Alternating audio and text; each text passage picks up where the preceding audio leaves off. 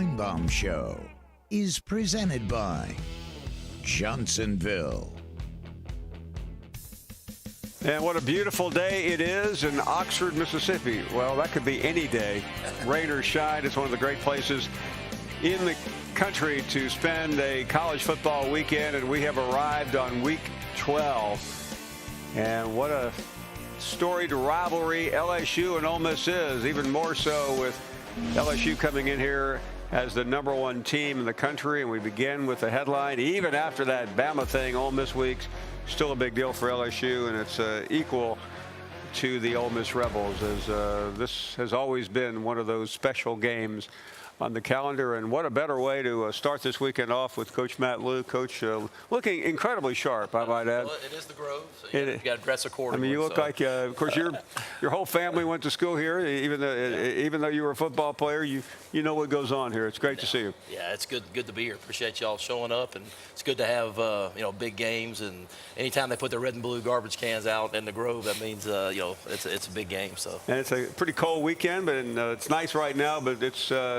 that is not going to be the issue tomorrow night. The issue is going to be the LSU Tigers coming in an unfamiliar position as #1. You've had a lot of #1 teams here. Right. Yeah, they're really good.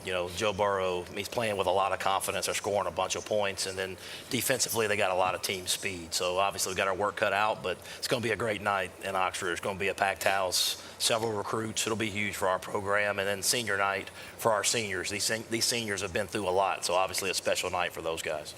Things don't end easily for the Rebels. You have this game, and then a bye week, and then that Thursday night game in Starkville, which we'll talk about some other time, but not right now. Let's talk about your team, Coach, because no one really knew what to expect this year, and at times this team has been very close to breaking through. Yeah, we have. I think we're young, and we continue to get better each and every week, and so that's what I'm excited. I've been telling everybody, if you compare it to a stock market, Ole Miss is a buy stock, and Coach McIntyre has done a great job defensively. We've gotten so much better than offensively, playing 7, sometimes 8 freshmen at a time, and they've continued to get better. And so I think the key for us is just continue to get better and then make the plays to get over that hump.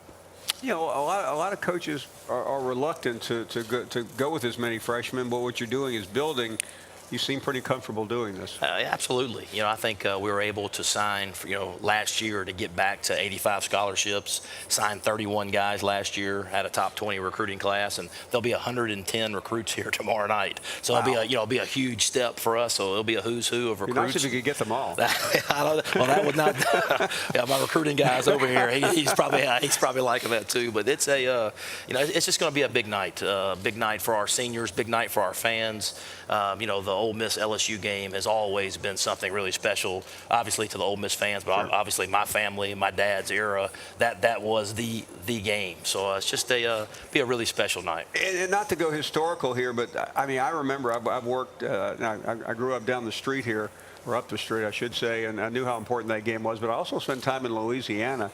And not to take anything away from what we saw last week, and what we see in other weeks, but there was something about the Ole Miss LSU game. It's not just the Billy Cannon run. Right. I mean, that was a must-see game on the calendar, usually in November. Absolutely, and it's we played when I was in school, played on Halloween twice, and won in overtime again, crazy play. But my dad's always quick to tell me that even the year of Billy Cannon run, that Ole Miss won the rematch 21-0 in the Sugar Bowl. Exactly. So he always lets me know that. But obviously for so many Ole Miss and LSU fans, this is a huge game, and just it's fun to be a part of. It's why you play and why you coach. So you always want signature wins as a head football coach. You get that one tomorrow night. You don't have to worry about it again. Yeah, absolutely. They remember what you do in November. Absolutely.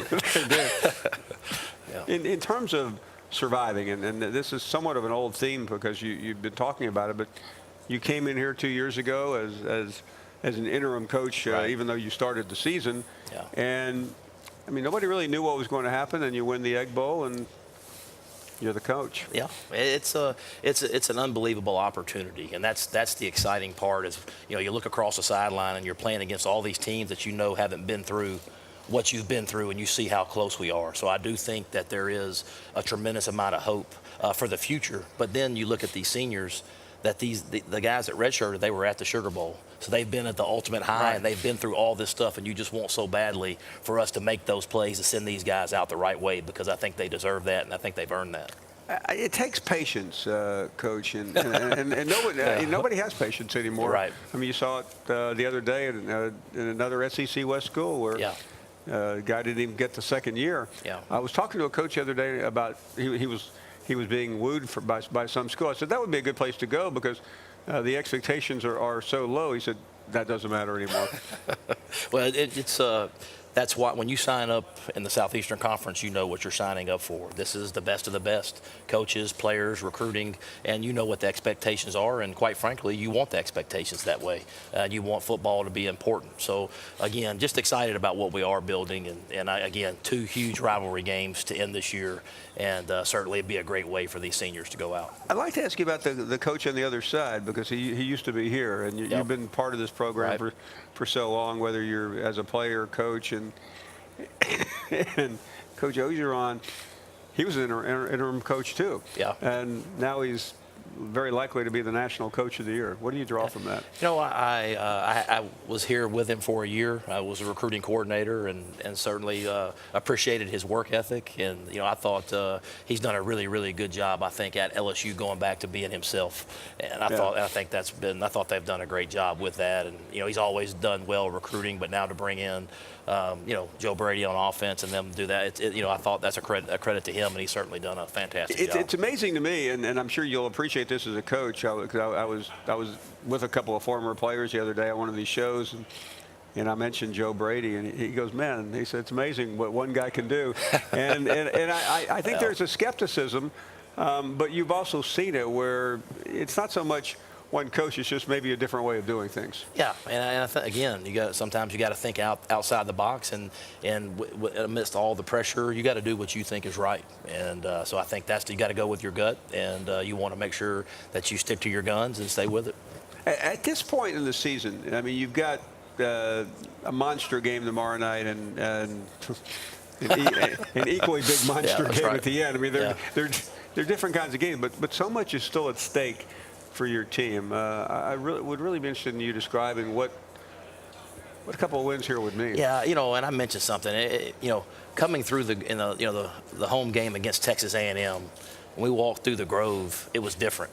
In the middle of the third quarter, the crowd was into it, and they were playing Thunderstruck, and you could tell it was different. So this thing is starting to swing back, and we're going to get it back to where we all want it to be. And but again, I do think that signature win is important to give everybody that hope, and because I think everybody sees it coming, and they see the direction we're going. But I do think that signature win is important to say, okay, these guys are coming, these guys are for real. Your job is to coach football. The pundits try to frame what everything means, but as you try to reflect, and maybe it's impossible to reflect about yourself, but you hear other people do it. Right. I know how far this program has come along. We all know that, but how do you just break that door down and bring Ole Miss back to where everybody here wants it to be? Yeah, I mean, I think you stay the course. I think obviously recruiting is huge. You know, getting past the sanctions and getting back to 85 scholarships.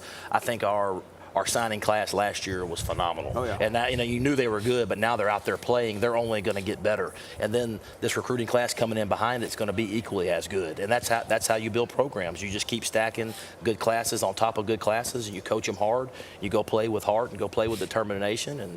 And again, I think people want to come to Ole Miss. I think when they get here, they sense the family atmosphere. They sense the unity. It's a special place, and so people want to come here. It's just I think that one breakout game to say, okay, these guys are back.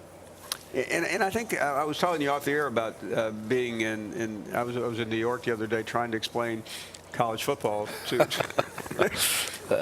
and I don't think they would understand how important it would be for Ole Miss to win out, then get to a bowl game. I mean, that's kind of what this is about right now. Huge. I mean, you almost get a whole nother spring practice. Right. If you know when you get to that bowl game, and again, that was the goal coming in at the beginning of the season after being of 2 years where you couldn't do that. But now to have the opportunity to do that, obviously, you love to see the seniors out that way.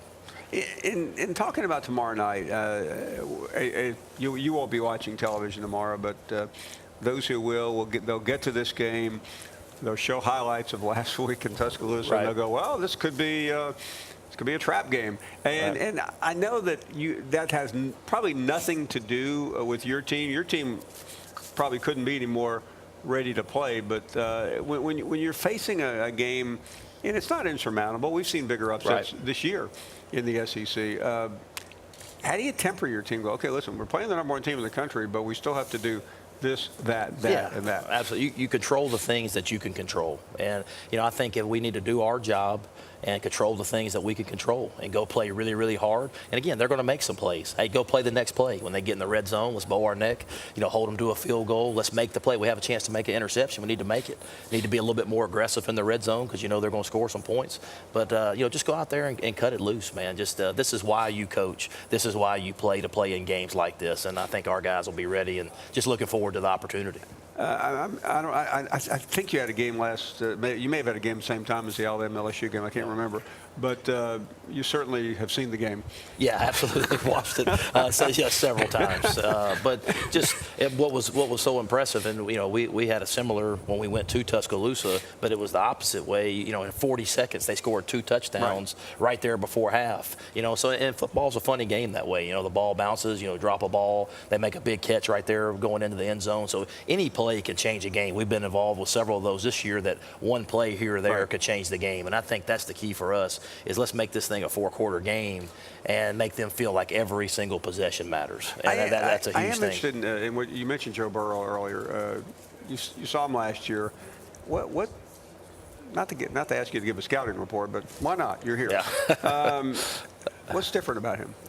Confidence. Okay. I mean, I think just to see his completion percentage, how confident he is. You knew he was a good athlete because he was making some plays and some design quarterback runs with his legs last year. But now to add that to what they're doing, they're just difficult to defend, and they've added in the run game here these last 2 or 3 games where you got Edwards-Helaire running for 130, 140 yards. I think that's been another added dimension that's certainly taken some pressure off of him. I want to end just talking about you. I remember being here last year, and Ashley was off to the side, and your kids. And it was one of those moments that really struck me because coaches nowadays, they have entourages and they have the security. And you still seem to be a man of the people. I mean, and I think some of it is that you are Ole Miss. Right. Your legacy, your dad, your brothers, family members. What does it mean to be the head football coach here? It's special, obviously, and I think the number one thing I wanted to do, and again, this has been a dream of mine ever since I was young. You're still pretty young. To be yourself and to not change. There's a reason. You paid your dues and you worked as an assistant for all these years under all these different great coaches. But you take a little bit from each one of those guys, but you still have to remain yourself. And I think that's really, really important because I think these young men that you're coaching, they want to see not just a coach, but they want to see how it's like to be a dad and a husband. And I think the family atmosphere works here. I think, and again, people do it a lot of different ways, other places, but family and that field is what's different about Ole Miss. And I think when people come here, I think it's not just something because I think everybody talks about it, but I think when you come here, I think it's something that's tangible and something that you feel. And listen, you've been in very big games. You've been in the big arenas. You've gone up against the biggest coaches. But tomorrow night, to me, you've got the freshly minted number one team in the country. As big a rivalry as this school has ever known. Prime time on ESPN. I mean, I just can't imagine looking up and going, this is pretty cool. It is. It's an unbelievable opportunity, and I think that's the key is not letting the moment be too big, but just going out there and enjoying it. This is why you coach. This is why you play. Let's go be us. Let's just go play as good as we can play, and let's see what happens. Always great to see you, Coach. Thank you, Paul. Appreciate you having me on. Yes, sir. Coach Matt Luke, who has done a really nice job here of getting this program back to where all the fans want it to be. We'll take a break. We're off and running from the Grove in Oxford.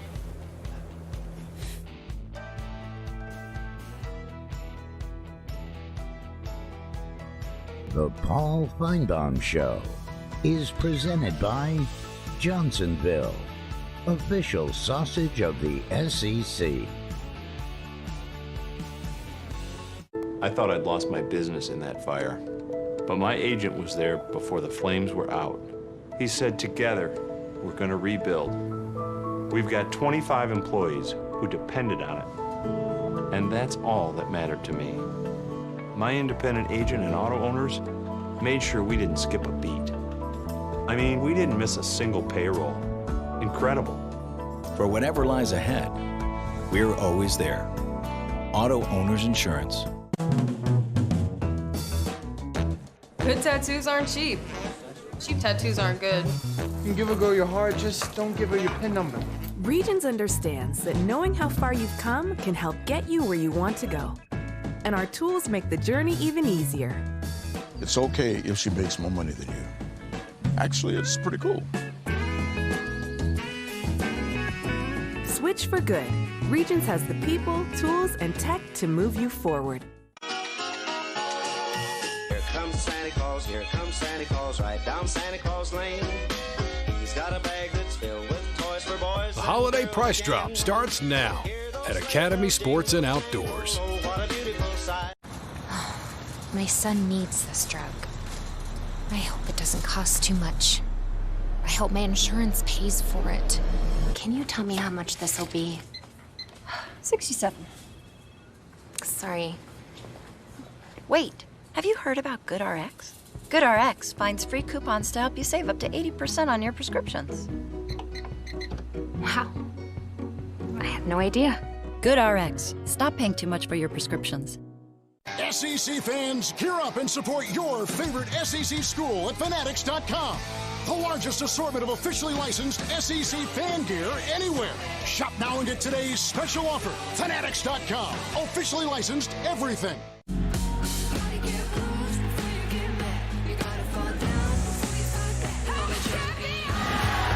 Diving for the pylon. Cavassier smoke.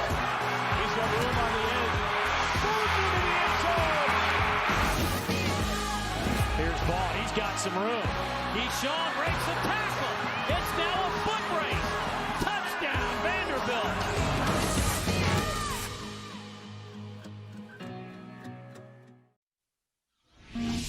Well, this fall I've been actually I just got back from Saudi Arabia with the company with WWE last week, and I've been pretty actively involved with them the last couple months, doing some programming that we of course moved over from USA Network to Fox with the SmackDown program, and my daughter continues to be, in my estimation, the biggest star in the company. So I'm having fun following her.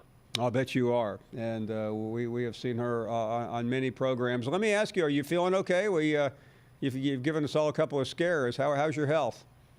My health is great, and I want you to know, you can say it, what you're going to say on national TV. I am prepared to see 2 days and spend 2 days with Charles Barkley in Auburn. Oh, my goodness. Oh, no. We originally were going to be down there this weekend, and we had a detour. I know. And, I mean, the idea of even seeing you two together would have been a lifetime dream for me. Oh, Paul, we've had so much fun over the years. I first met him when he was with the 76ers, and he came down to the arena, and we've been friends for years. He came to see me in the hospital, and I just have a special place in my heart for him, and always will. He's a tremendous guy. I got to be a Georgia fan. I started with them. I had no idea Sebastian would be at Auburn. My ties to Auburn are obviously Charles Barkley, Frank Thomas. I've never met Bo Jackson, which I'm hopefully looking forward to. I think he's one of the greatest athletes of all time. And I think I've met Bo Nix, I've met Jake Fromm, both wonderful young men. I wish them nothing but the best. The coaches at Auburn tell me he's going to be the #1 pick in the draft in 3 years. So I'll give you that thought.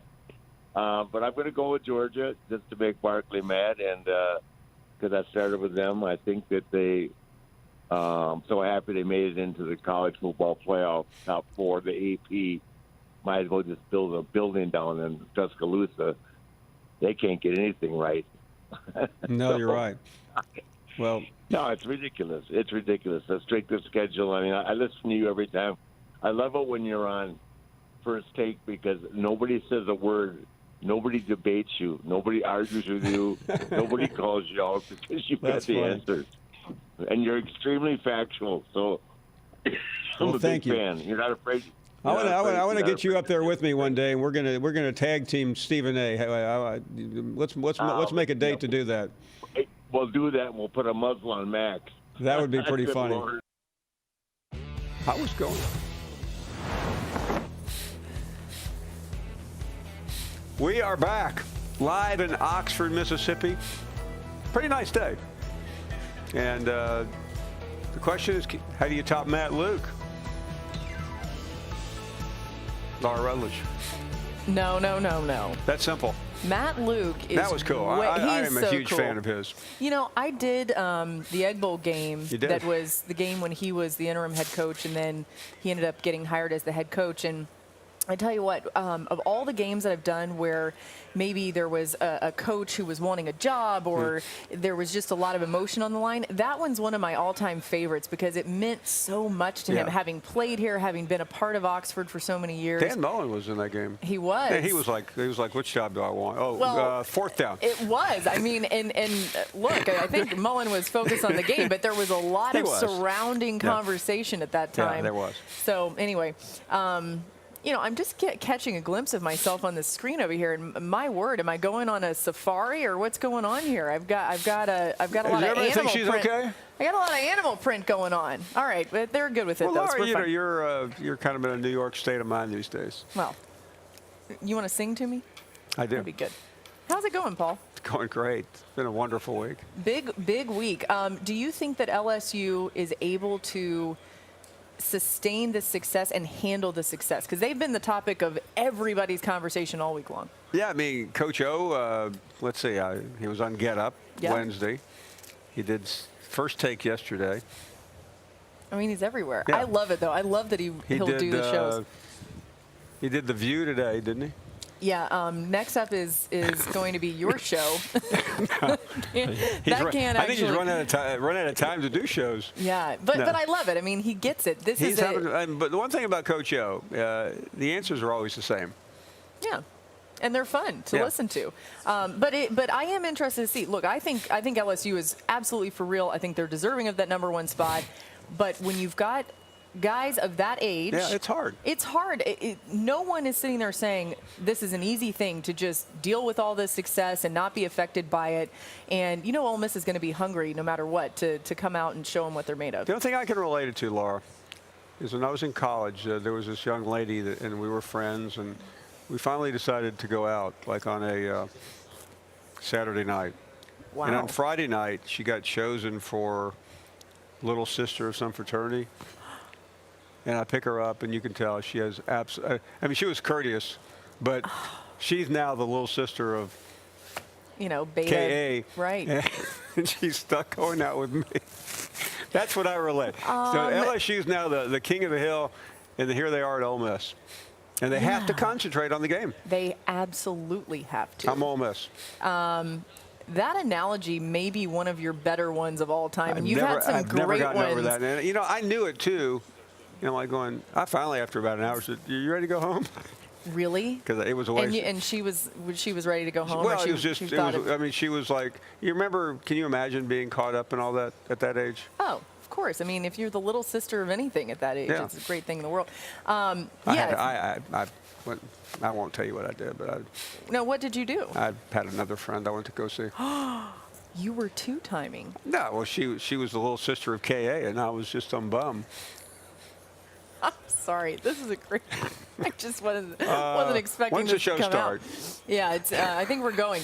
So you bring out the worst in me. I know. Well, vice versa. So it is interesting, this though, would be because a funny show, by the way. I know if someone would ever put it on TV, but or the radio. So it is interesting, though, because you do wonder if early on in this game. To me, the committee is totally bought in on LSU. There's almost nothing they could do except for lose potentially to be anything but the best. What if they lost this game?